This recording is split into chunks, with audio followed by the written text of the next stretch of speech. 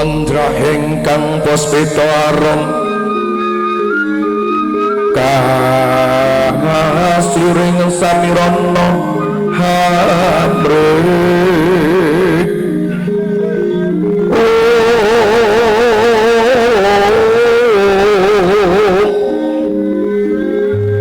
sekar gaduh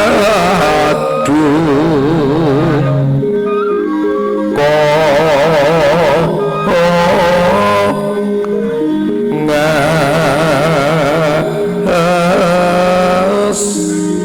kandanyo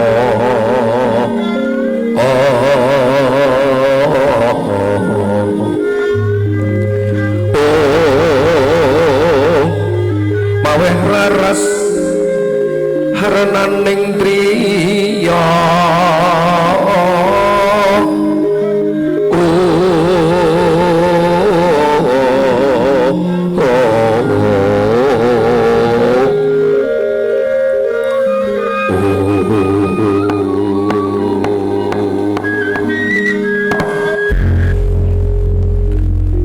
putraning sun nggir bocah gagah Wijasena Sena wah Kunti Talibrata ibuku apa nyaket marang Kanjeng ibadah sunawi caket sunaketake semono tresnane wong tuwa marang putra najan to anakmu Wijasena ati bungah awit di wong tuwa sing kaya menawa tresnane marang anak-anake padha pasuki nggonmu ngadhep ana ngersani Kanjeng Ibu Sena entuk patungane Kunti lan suwiji apa anakmu ngatur sembah bekti marang sliramu Kunti ibuku ndak tampa bektimu nggero puja pangestune Kanjeng Ibu Wetampanana lamun bisa tak gegem nangasta pundi mustaka tumapak jojo dadi jimat mengkono aku nggir Wijasena sawise prayoga ngadhep dadi kejoting ati kaget penggalimu putra pirang-pirang tak timbali tanpa kinandhen kakang kelawan adi mula aku takon kenangane apa sing mbok timbali mung anakmu sing murang tata Sena apa sak setane wong tamu sinuwun Prabu Pandhu Dewanata Ibu Ratayudane ati bunga mun tansah membeng sungkawa wong mati ora semang getune tangis terus kaping 7 ora bakal bali sing wis mati mbok ya wis Sena opo ibu susah ora ngetine wong wis mati patrim tangar Capada Kodasi Gusti sing kabeh menungso bakal nampa kalebu dulur-dulur nang glandangan Karangwuni iya ning titenane wong glandangan wong Karangwuni sing cepak pati nika ana 3 perkara opo siji lalen angger wong glandangan wong Karangwuni di penyakit lali karo bojo lali ora nafkahi malah bagi rondo pinggire apa ana informasi saka Pak Kades anak nang kono duwe nang decer-decer ana rene nglali ora dopeni kuwi ana informasi saka pusat utang mbakyune omahe ngarepe kok lali ora nyarutang tandane nek wong glandangan Karangwuni wisara mati Allahumma amin ya mati ora amin ya mati sing nomor 2 ngantukan lho kok ngono mayit iki lak rata-rata merem ora ana mayit mecicil melanggar wis merem kurang Israel biasane matine luwih dhisik sing nomor 3 lungguh lendean sinden aja sok lungguh lendean mati nom eman-eman kajene dawe lungguh lendean merek lho kok ngono wong kang wis lingguh lendean tandha raga wis abot nyangga nyawa timbang abot suwanake marang Gusti Kang Maha Kuwasa sing dawuhne ulama saka ngendi asmane sapa kitabe apa dudu ulama sing ngomong ming Usman Ridho tak kira ulama dudu ning ora kuwi ya ngger ibu susah awit ibu nampa wisi Gusti lumantar pasumpenan lamun wong tamu sinuwun Prabu Pandhu Dewanata Seda nanging ora entuk jatah ing swarga Sena Wijasena satriya gagal piteksa gudhek wak simbar jojo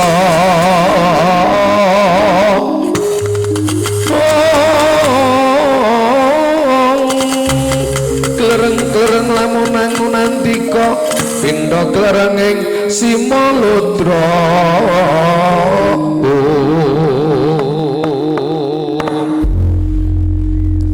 Kunti tali broto ibuku iya Sena anakmu bocah murang tata krungu kabar bapakku seda ora entuk swarga ya bronto hatiku iya prasetya ora bakal bali nang gelandangan nek urung lakon munggah swarga bapakku Pandhu Dewanata jagat bungah alhamdulillah ora rugi angonku mondok-mondokake ngger najan tamben kataman tak dolke wedhus siji ning kena tak hukum bukan dadi kandhahmu ngger Wijasena Satra Pandhawa gurman pisan tak ugemi ora kasempatan tak gawane mati bagus wong to bal melu ndedonga ngger saka glandangan ngger kasempatan jangka setya kang utama nggonku bakal golek swarga wong tuwa donga pamuji caluk budal ingkang prayoga ngati-ati panyata kamangkono sampun paripurna dipun Dewi Kunti Talibrata tumandha ingkang putra Raden Wijaya Gregah Yayah Sinipi kesahipun Raden Wijaya mun katungka swan sang guru Begawan Durna wonten ing kapanditan Sukalima najan to Raden Wijayasena bocah murang tata swan guru mboten nilar sobasita lamun Cinandra saing mandra laku ing Wijaya liyah wonten larapan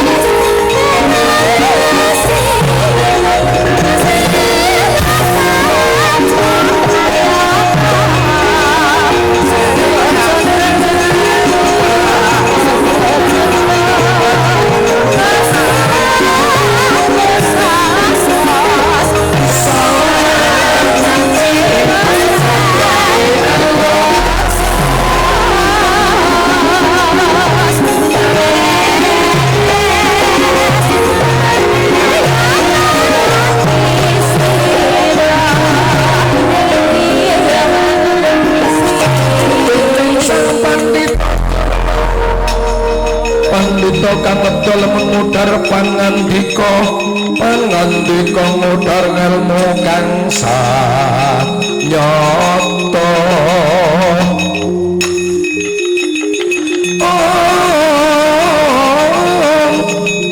limpat ngedar ilmu samudana pacak pamadyan ning loga manggul tombak mentang gendewa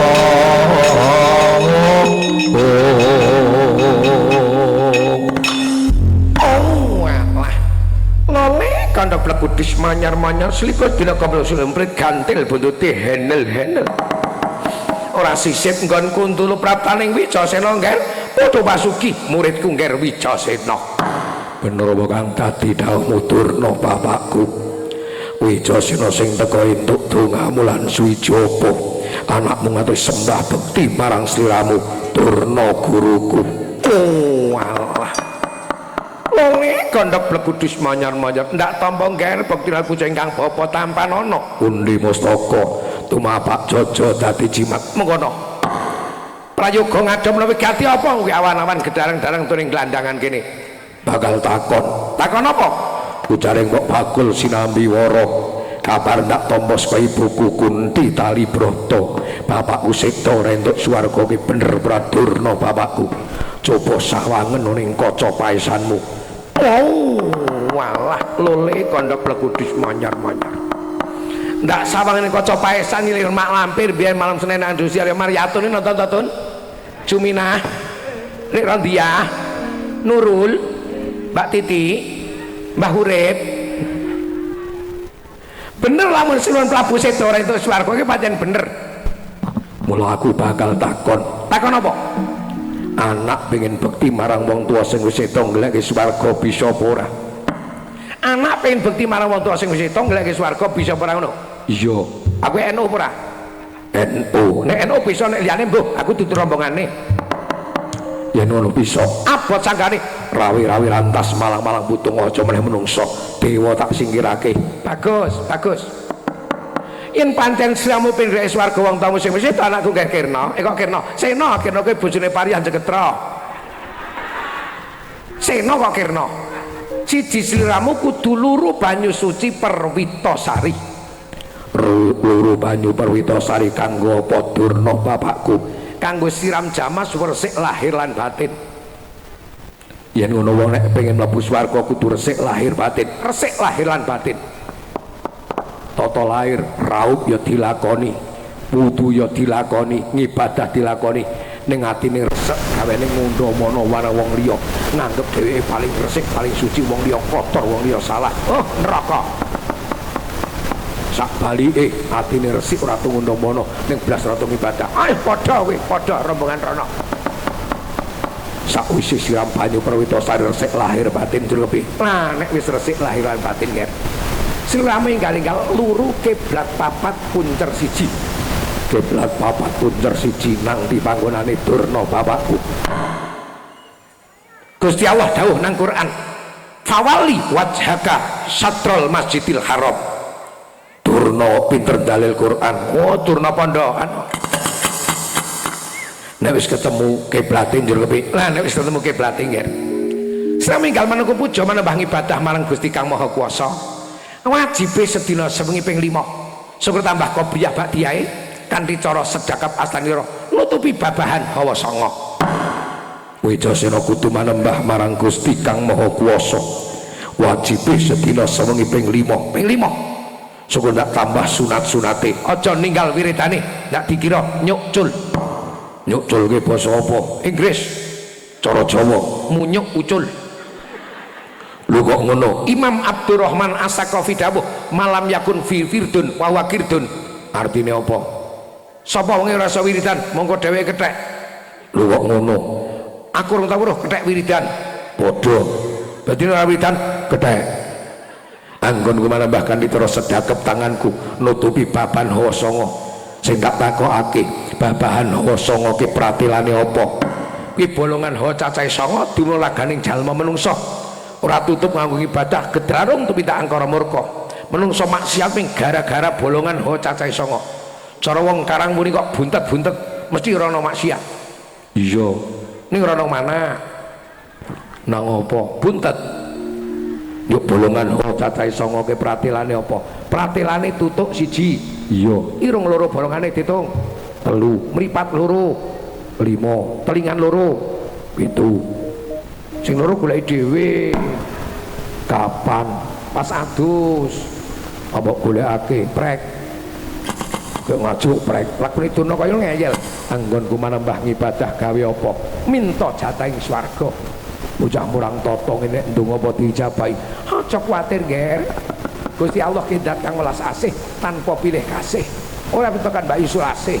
Sapa bojone Muhadi. Mong wis ngendika nang Quran ud'uni astajib lakum. Nyuwun sira Allah ingsun bakal ngicapai padang atiku takon sak perkara nang ndi pangonane banyu Perwitasari telenge samudra aduh doyak pamit budal wong tuwa melu donga kesempatan Joko Sedya kang utama nggih ning sadurunge budal menek nglak wedange dombe meneh iya tak ombene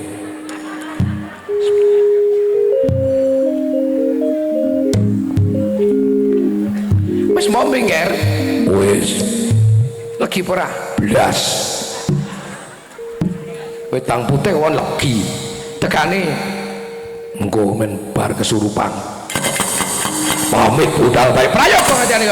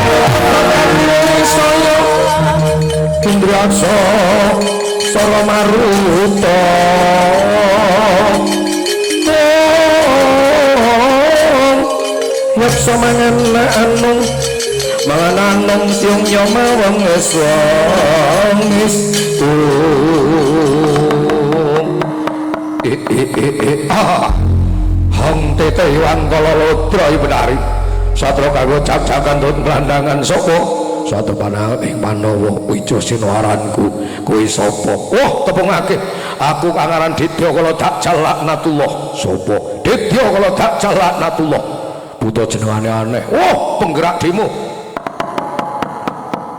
sing melu demo ngono wah penggerak ya kowe jajakan turut nglandangan dikaro apa ngetutake jangkah sikil krejete ati tekan urusanmu sengak jawabanmu kowe karo kajine dawam pren apa? Bolo. Bapak Lurah, bolo. Karo imame masjid kene, bolo. Kaduse, bolo. Musuh aku. Nderekke Pak Kaji Dawam, nderekke Pak Kepala Desa, nderekke perangkat, nderekke tokoh masyarakat. Ngajak umat padha taat ibadah men slamet dunya akhirat. Ning nyambut gawe men cukup butuh hurupe. Mati anggap mungsuhmu jar apa?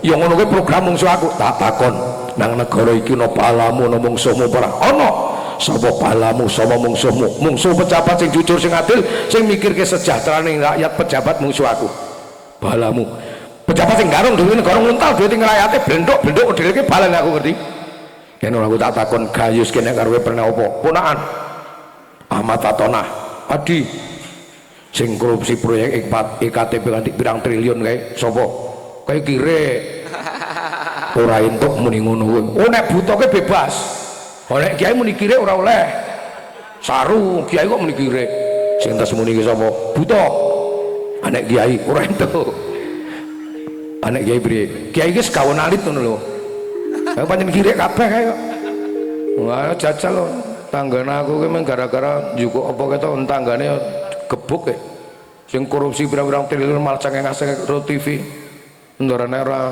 irik ora ono kaya balamu balen aku bakal golek swarga wong tuaku sing wis sedo anak saya wis mulya uripe nang gelandangan sing rekoso dhisik wong tuwa sing labon dhisik wong tuwa Indonesia merdeka 80 tahun lawase sing rekoso dhisik para pahlawan para pejuang saya ngertap golek swarga aku balamu apa mungsuhmu mungsuhku kowe gelem minggat ora gelem minggir ora minggir ngicap yo wah takon kokoh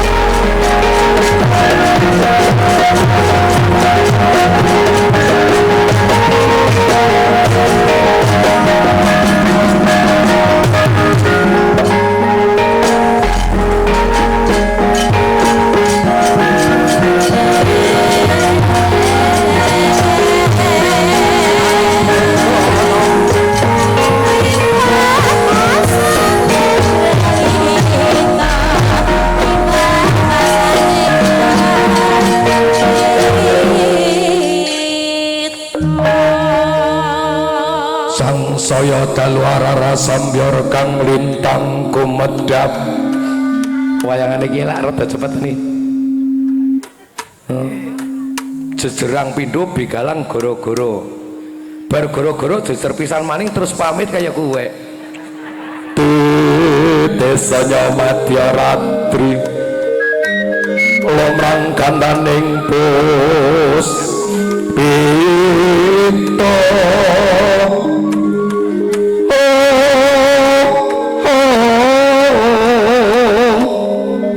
sang Dwijawara ambrangan lir swaraning madu brahanta lir swaraning madu branta mungsum sarine kembang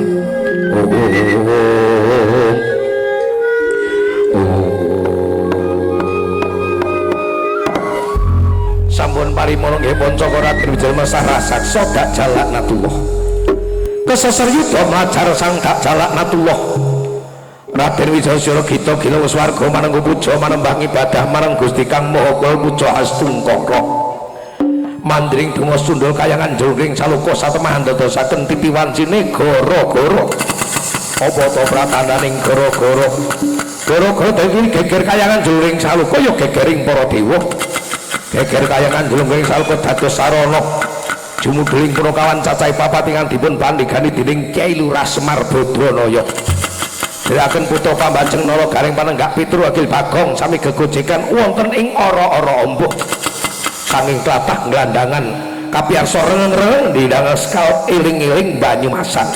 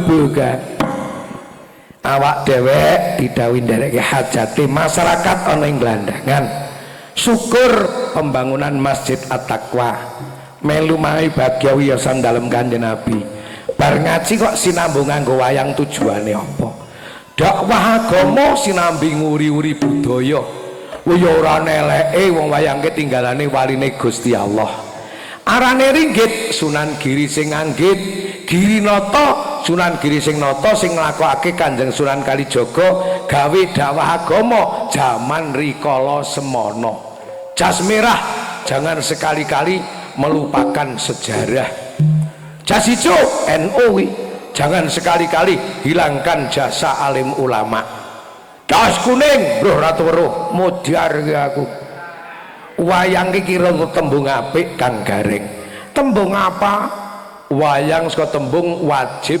sembahyang disingkat dadi wayang wayang kulit wajib sembahyang kulinakno kawit alit Kanjeng Nabi pancen dawuh nang hadis cara Jawane awak dhewek kon didik anak putu kawit umur 7 tahun wis dijak latihan salat 10 tahun kok urung gelem salat gebuk nek ora nganggo pentung nganggo pangucapan pangandikan sing apik nduk le salat ke hukume wajib nek dilakoni ganjaran swarga besok panggonane nek ditinggal dosa neraka panggonane ngono ning gandeng wacang wajib sembahyang lo dalang sinden yoga masyarakat nek seneng wayang ya aja lali salate wong seneng wayang ora salate wong lunga ning ora ngerti dalane lunga kok ora ngerti dalane ora tekan tujuane pe mulya nang swarga brungus nang neraka aja seru-seru gong nek ana meteng tuwa ndak rogol gawe meneh kanggo sing nonton usama tontonan iso dadekke tuntunan timbang tuntunan ming do ditonton saya akeh wong Jawa ning wis ora njawani wah bangga putrane iso bahasa Inggris ora ngerti basa aremuk takoni mbahne apik makmu nanti le ambruh kaplakane minggat ring ndi kae ngono kadang nang desa saiki jan nyebutke ora patek patut kok ya Gong ora patut priye ana desa kene nyebutke wong tua paling dhuwur ya bapak karo ibu ane ora luwes bapak karo mak ora pantes bapak karo simba ora luwes bapak karo biyong desa saiki papi mami kemana mami sedang ndaut mami kok ndaut tungkae ting plethek mami bel gedes tungkae ting plethek ini lak raine glowing ya wedane ya mempeng malah tak koyoki banyu bening nang epe-epe raine glowing tungkae nek ana wonge tersinggung aluh larak bali kok mami papi kemana papi sedang ngarit dong nanti pulangnya bawa apa belara untuk huruf-huruf mami kok ngerti huruf-huruf mami tengklekmu ning wayang tetep maknane wajib sembahyang sadurunge nonton ya isaan bar nonton subuhan nonton wayang ora salat ayo lunga ning ora ngerti dalane ora tekan TP-mu yo nang swarga mrungus nang neraka nek iki wayange apa ta Gong wayang kepoke apik luwih apik timbang sing gek mrisani nang glandangan lho kok ngono aku ke wayang lanang wedok tak campur dadi siji nang kotak wis pirang-pirang puluh tahun nyatane seprene durung ana sing meteng wayang kon jan mo nek cara menungso dicampur nang kamar lanang wedok dadi siji kira-kira dadi apa Gong oh Pak Lurah ngendikake LKMD apa ki lamar kari meteng dhisik wayange apik kowe tinggalane waline Gusti Allah nek wis tau ana ustad ngaromake wayang wah viral pancen bener truk wayangke haram hukume nek nyolong dalang sakotak didolke mbadok ngono nek mentok hiburan ora apa-apa Gong ora masalah waton ora nimbulke kemaksiatan oh ya apik kowe ngono seni budaya ke panjang seni ke reka dayaning menungso budi dan daya hasil pikiraning menungso ke mestinya ya ada pitutur luhur oh ya panjang bener jaran kepang ke panjang jaran paling apik sak ngalam donya ke jebul jaran kepang sebab siji-sijine jaran sing gledake nang pengimaman masjid gelandangan ora bakal nguyuh ya ming jaran kepang ya nek ngono jaran kepang jaran sing suci ya truk ya suci resik mulo nek jarane resik kok sing nunggang ra tau raup ra tau wudu sok penggal jarane mlebu neraka mudhyar ngono Sing nonton ya kudu gelem raup wong jarane suci kok. Jaran sing resik ya jaran kepang. Aku sing nonton ratu raup surung jarane mlebu neraka mudhar ngono. Ana pitutur luhur kok ya pancen bener donya ki diumpamake kaya dolanan. Wa mal hayatud dunya illa mataul ghurur. Lu seneng karo donya ya oleh ning aja kebangeteng. Nek kowe mati mesti ditinggalake kok ora disanguning ibadah kowe bakal kapitunan. Lho nek wis ana wong kesurupan karo donya nek pajaranan kepang ya ana sing nyurupi ana sing ngelingake. Kiai Danyang kula aturi kundur misake sing dolanan. Ngene lho. Karo donya ki aja ndanyang banget. Ya nek seneng ya entuk ning aja mbangeti. Bali eling karo Gusti Allah wong ya darak mati ngono lho. Aja ming dolanan donya wae ketok omongi ru. Sapa ayo kelek ru barang tak omongi ngono. Wis dielengke ngono ya iso ana sing nyurupi truk. Ayo ganti meneh ngelingake. Sompret, sompret.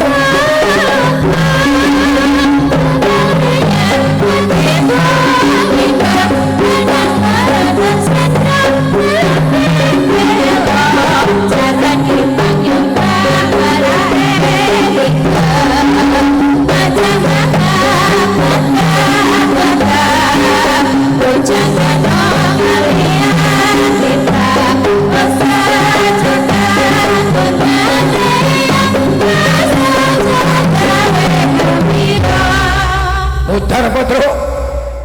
Nemen lek nyurupi kok mudar.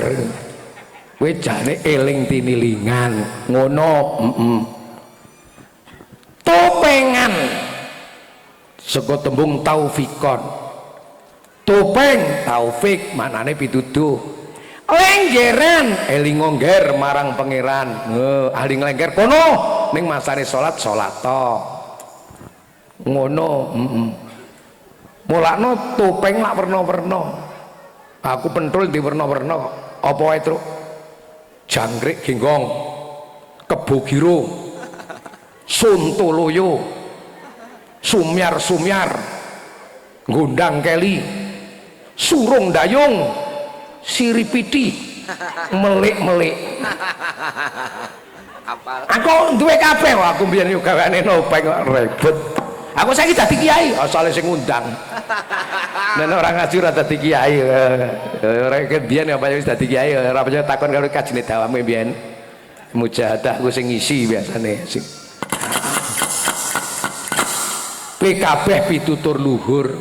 Alang gondang keli rata. Sapa mau sing ilang rata. Saiki ngene ngelingake wong tuwa. Ana wong tuwa ndek pitik sementer maghrib rong bali RT-ne takoni kabiak. Pak RT, preso pitike kula to mriki. Mbuasan anake lemu wis umur 16 tahun, mah isak urung bali, ora takokake bali meteng mudyar ngono saiki. Kowe jerane gondang keli. Mele ala mele, mele kapulungan. Mele ala mele, mele kapulungan. Kowe jenenge wong cilik ning gedhuwur angen-angen. Biasa ning arit nyalek, melik-melik. Cara dadi ora iso nyambut gawe, paling-paling ya kaya bahlil kae. Ning sing gak terkenal gak viral dudu kuwe Truk apa? Kidul kae apa? Manapa latimu? Pakanane apa? Ole-ole Jawa. Ayo para kanca, taat ring agama. Ben uripe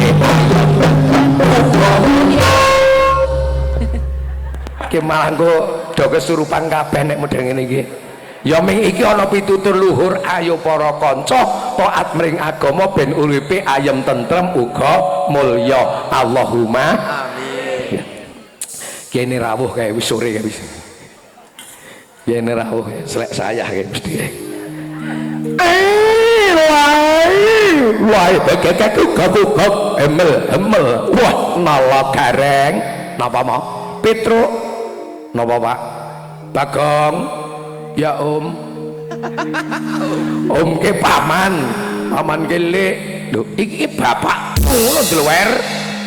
kowe nang kene padha seneng-seneng Ndara Wijasena lagi susah tole awit dadi prisa sinuwun Prabu Pandhu seda rentuk jateng swarga ning gandeng Ndara Wijasena kon mondok kon ngaji ditirakati gedhe labuhe wong tuwa marang putra anak wajib bekti marang wong tuwa dina iki Ndara Wijasena gek goleke swarga wong tuane mula Gong iya Pak anakmu kon mondok sok nek kowe mati men gelem tahlilan yasinan maca Quran gawe ngamal apik njurungke tekan swarga aja mentok kami bandaneng kami donyaneng modali ilmu agama lho wong anak wis mondok setengah sasi biayane entek uga isih gemblung kok Truk mondok nang ndi rumah sakit sing dikesake bapake pondok pesantren Druwer ngono ya Pak tak pondokne donga dadi anak putu sing saleh salihah ya nek iso ya mondok karo sekolah Pak lho nang Usman Ridho kene SMP Al Haramain di bawah naungan pondok pesantren Al Haramain oh alah nang kono ya mondok modal wis ngajine gratis sekolahnya gratis waduh temane oh aku ben esuk jam 5 tekan jam 6:15 mesti mulang kaya masuk barangnya ora tahu bar mulang njaluk duit karo santri niku gurune tak takoni do mulang wis rampung sampun Pak Yai wis lek do kondur nek majen nggih ora njaluk duit to mboten ane nek sasenane ora bukan karo pengurus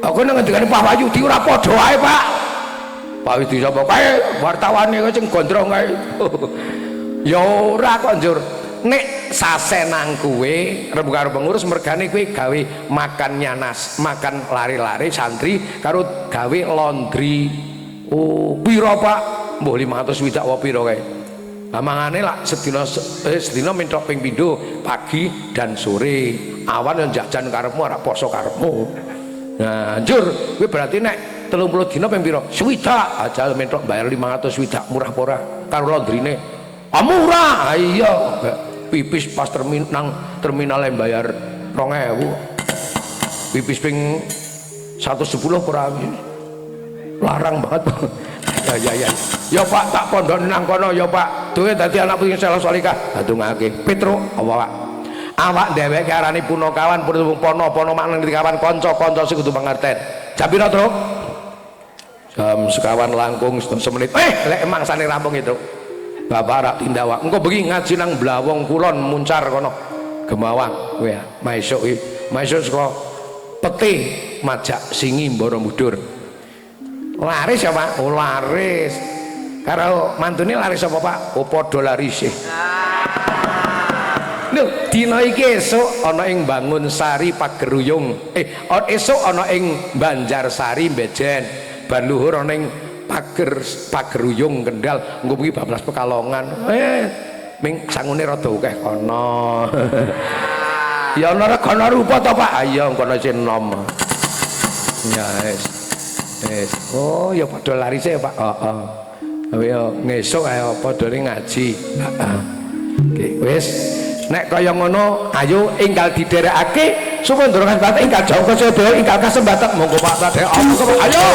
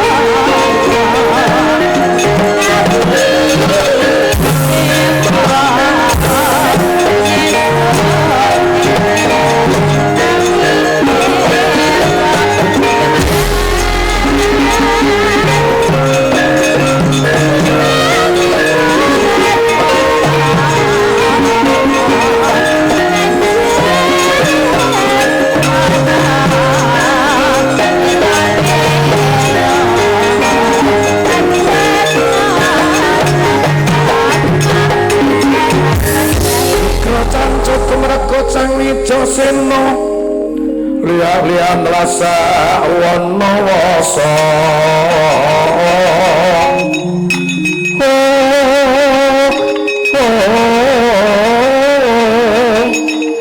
kuning sang Widyasena wana mawa teja Inom sang mandra pindha lintang Bima Sakti pindha lintang Bima Sakti somadangi jagat